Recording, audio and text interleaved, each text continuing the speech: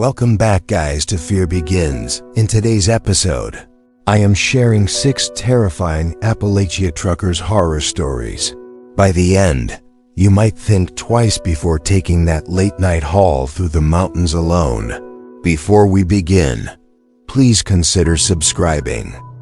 And do not forget to like the video and share it with your close friends and family. I would also love to hear where you are listening from. So drop your location in the comments. Thank you all so much for the support. It means a lot to me. Now let us begin. My name is Carl Jennings. I have been an independent trucker running routes through the Appalachian Mountains for almost 15 years. I know the backroads better than most locals. At least, I thought I did. It was a Thursday night in early October. The air had begun to take on that sharp autumn chill. I was hauling a load of furniture from Asheville up through West Virginia. My plan was to cut across Route 19, a scenic but remote stretch through the heart of the mountains. I had driven that road dozens of times without a problem. But that night, something felt different the moment I turned onto it. The first thing I noticed was the fog. It was not creeping in from the trees. It was thick, dense, swallowing the beams of my headlights like smoke in a cave. I slowed down to 20. Then 15. The road started to feel unfamiliar. Twists I did not remember. Signs that looked too old. Faded lettering and rusted metal that seemed like they belonged in a ghost town. I passed a sign that read, Brewers Pass, Elev, 2731. But there was no Brewers Pass on Route 19. I pulled over, turned on my hazard lights, and grabbed my paper map from the glove box. Yes, I still keep one, but Brewers Pass was nowhere on it. I checked my GPS, no signal, nothing but that little spinning circle trying to load. At that moment, a pounding began. From the side of the cab, 3 hard knocks on the passenger door. I nearly jumped out of my skin. I turned and saw a man. Gaunt, dirty, wearing an old flannel soaked with fog. His face was pale, like he had been drained. His lips did not move, but I heard a voice, turn back. Just that, those 2 words. Clear as if someone had whispered them right into my ear. I blinked, and he was gone.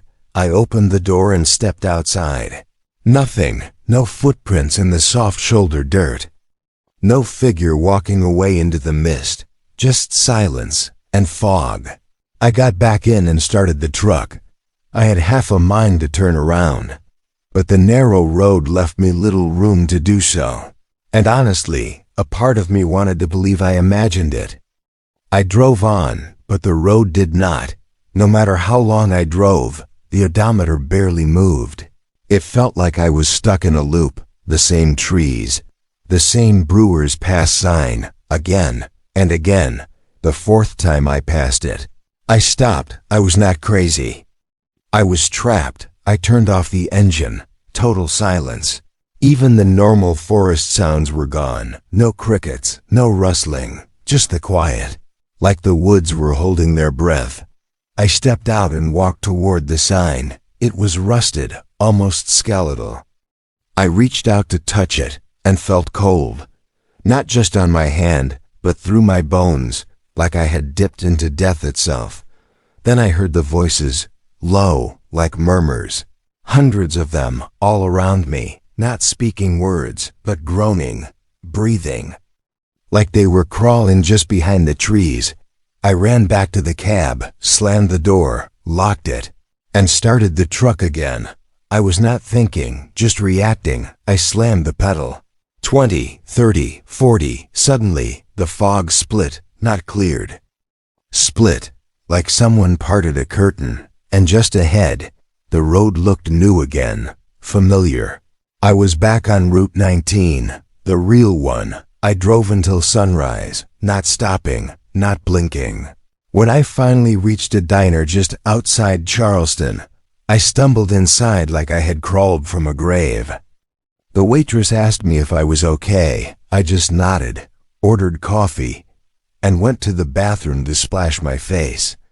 That is when I noticed something. On my passenger door, 3 dirty handprints, smudged and streaked in something dark. Too dark to be mud. Too red to be rust. I have been driving rigs since I was 22. I am pushing 50 now, and I thought I had seen it all. Flat tires in the middle of blizzards, meth heads trying to break into the cab at rest stops. Hell, I even got chased by a black bear once when I stepped out to take a leak in Kentucky, but none stuck with me the way that man did this. Happened in 2019. I was running a midnight haul from Knoxville to Roanoke. It was a standard route, tight bends, old trees, and that long, lonely stretch of 2-lane highway that cuts through the southern spine of Appalachia. It was raining light that night. Not pouring, just misting enough to make the road slick around 2 I came around a bend, and I saw him, a man standing by the guardrail on the shoulder. He had his thumb out, like he was hitchhiking. He looked soaked, hair slicked to his forehead, wearing a bright yellow rain jacket. The thing is, he did not look surprised to see me. He looked like he was waiting for me, specifically, like he knew I would come. I passed him by, of course. I did. Nobody picks up hitchhikers in the middle of nowhere anymore. It is not safe. 10 minutes later, still raining, still winding through the forest. I see him again, same man, same yellow jacket, same expression now. I am thinking, did he get a ride that fast? And the other driver dropped him again, or am I losing my mind? I pass him again, and this time as I go by, he turns his head and watches me, his mouth opens slightly, but he does not speak. His eyes follow me as I disappear into the fog. I drive faster, checking my mirrors, my hands gripping the wheel tighter than usual. Another 10 minutes, I round another curve, and my stomach drops. He is there. Again this time, he is standing closer to the road, not the shoulder, closer, too close. I swerve slightly, heart pounding. Now I'm rattled. I keep going, trying to rationalize it. Maybe it is twins, maybe there's a prank being filmed, maybe anything that does not involve the impossible, but deep down I knew it was the same money. Reach a truck stop outside Wytheville around 3:15. I pull in, needing coffee and a moment to clear my head. The lot is mostly empty, just a few rigs parked and idling quietly. I grab a cup from inside, talk to the cashier for a moment, trying to shake the unease he tells me. I look pale. I laugh it off, blame the rain and the road. When I get back to my truck, the passenger door is slightly open, not much, just cracked a few inches. I know I locked it. I always do, every time, especially at night. I yank it open, look inside. No one, but on the seat, there is a wet handprint, palm down, like someone was sitting there, watching me, waiting. I do not know how he got in or out, or if he ever really was in, but I slammed the door, locked everything again, and drove out of there like the devil was behind me. Finished the run, delivered on time, but I could not sleep for 2 days after that. Sometimes when I am on that same stretch of highway, I still glance at the shoulder, wondering if I will see him again. And once last year I did. Same man, same yellow rain jacket, same blank stare, same silence, same impossible grin. He was not aging, he was not changing. My name is Rick Carlton. Been driving long hauls for 18 years. Seen everything from coyotes to cult members wandering near the road.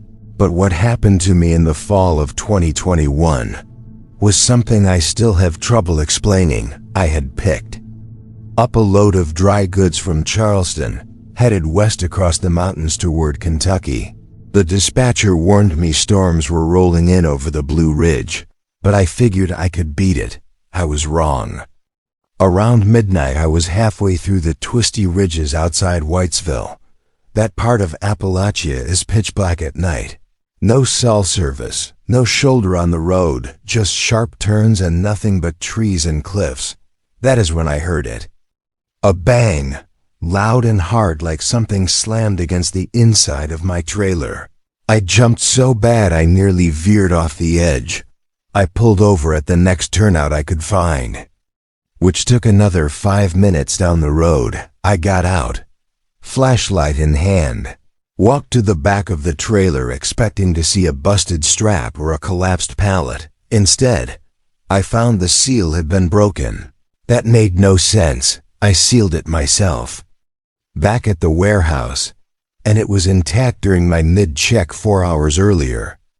I opened the doors, swung them wide, and nothing looked wrong. Everything strapped down.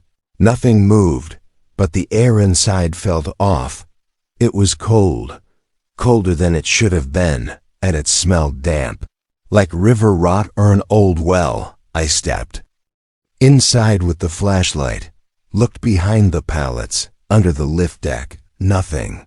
But as I turned to leave, I heard it again. A soft thud, this time from the roof of the trailer. Not above me, but above the trailer itself. I ran out, looked up with the light. Nothing there, but the sound happened again. Thud, then another, closer to the cab this time. I climbed back into the driver's seat, locked the doors, and started moving. I did not care what it was. I just wanted distance between me and that turnout. 10 miles down the road, I stopped again, this time at a way station rest area that was thankfully still open. I asked one of the dot guys to check my trailer, said I thought someone might have broken in. He gave me a look, but agreed to walk through it with me. We opened the trailer again, still nothing out of place.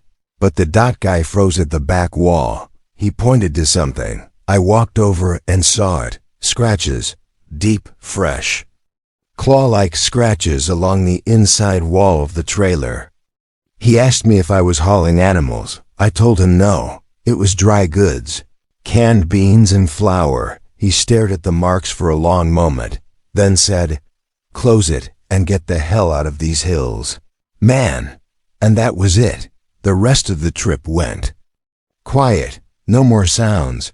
But when I delivered the load the next morning, the guy who opened the back doors recoiled. He asked what the hell died in there, because the smell was foul, like something crawled in and rotted overnight. I checked with the warehouse. They said the trailer was cleaned and aired just a day before I picked it up. There was no record of animal cargo, no spilled goods, no explanation.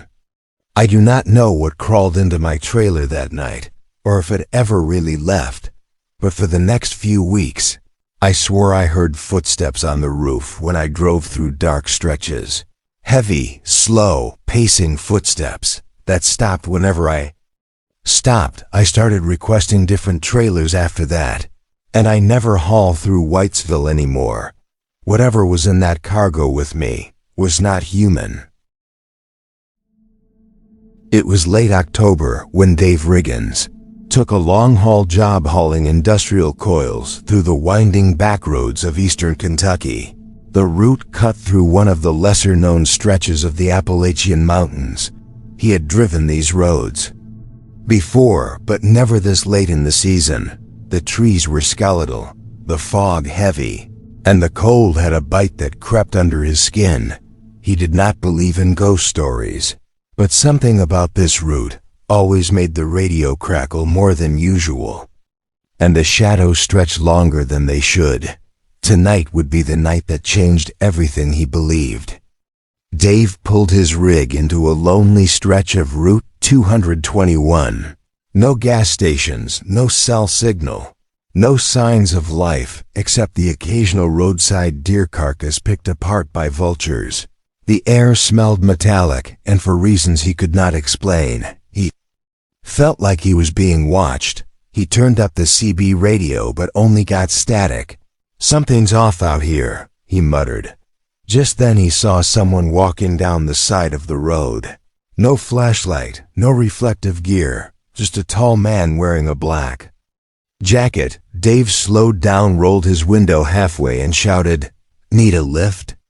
The man did not respond. Instead, he stopped and tilted his head toward the truck. That was when Dave saw it. His face was pale, but more horrifyingly. He had no eyes, no sockets, just smooth skin stretched where eyes should be. Dave's stomach turned. He slammed the window shut and floored the pedal, but the truck barely moved, like it was stuck in invisible mud. The man with no eyes started walking toward the rig, slow but steady, his feet never making a sound, no crunch of gravel, no echo. Dave panicked. He turned off the engine, restarted it, tried shifting into neutral, then into drive. The truck shuddered violently. The radio came alive with whispering voices speaking in what sounded like backwards English. Then the headlights cut out. Pitch black, and Dave could now see the figure from the corner of his eye, standing inches from the driver's side door. "Let me in," the voice echoed, not through the air, but through Dave's head like it had crawled straight into his brain. "Let me in," Dave screamed, reached for his glove box, pulled out his flare gun, shot it out the window. The light flashed bright red, blinding him for a second. When his vision cleared, the figure was gone. The fog cleared slightly, and the truck rolled forward again, like nothing happened.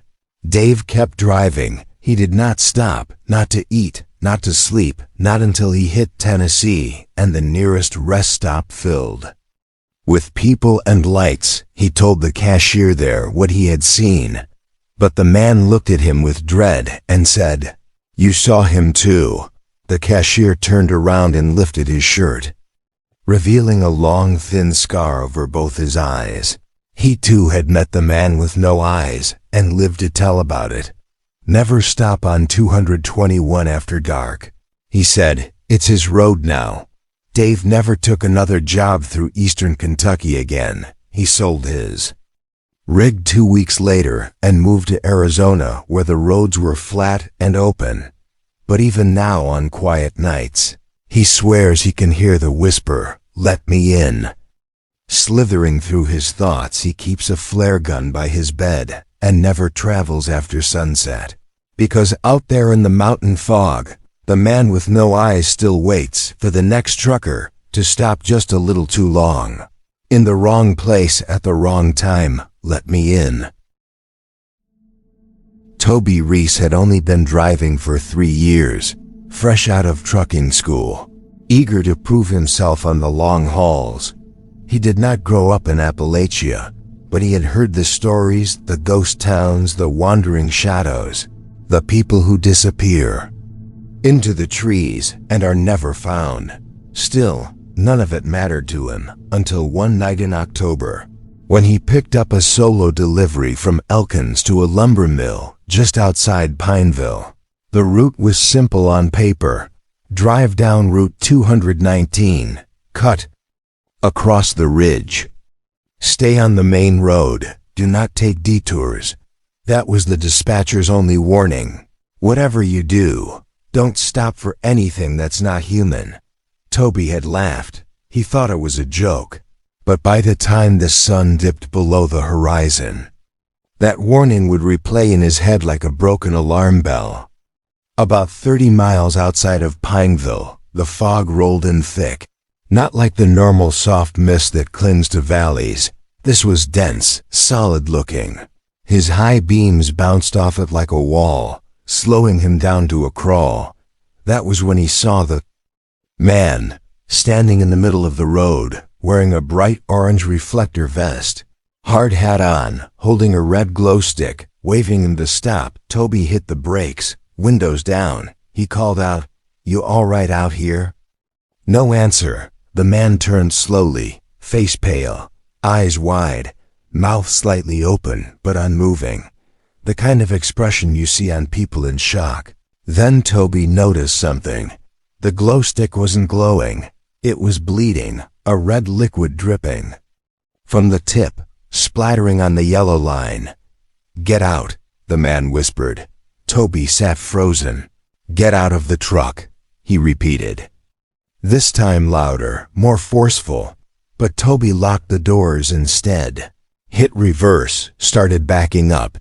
That was when he saw them, dozens more, figures in reflector vests, crawling out of the ditches, walking from behind the trees, all of them with the same dead faces, all of them whispering, "Get out, get out, get out." He threw the truck in drive, pedaled to the floor, swerved around the original figure, tires clipping the edge of the road. He kept going, did not look back, not once.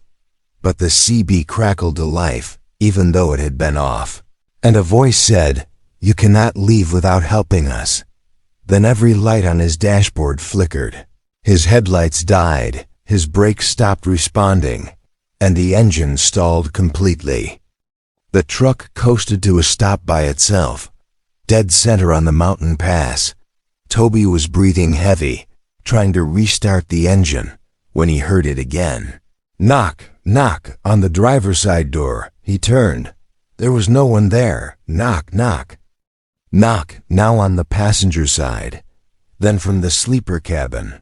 Knock, knock, knock. He reached for the door handle, trying to bolt out and run. But the door would not open. None of them would. He was trapped, encased in fog, encircled by figures, all whispering in perfect rhythm. Get out, get out. Then he passed out. When he woke up, it was morning. Sun was up. Fog was gone. No footprints, no figures, no blood, just his truck. Sitting exactly where it had stopped. Engine fine. CB off. Everything working again. Like nothing had ever happened. Toby completed the delivery, but he turned in his keys the next day.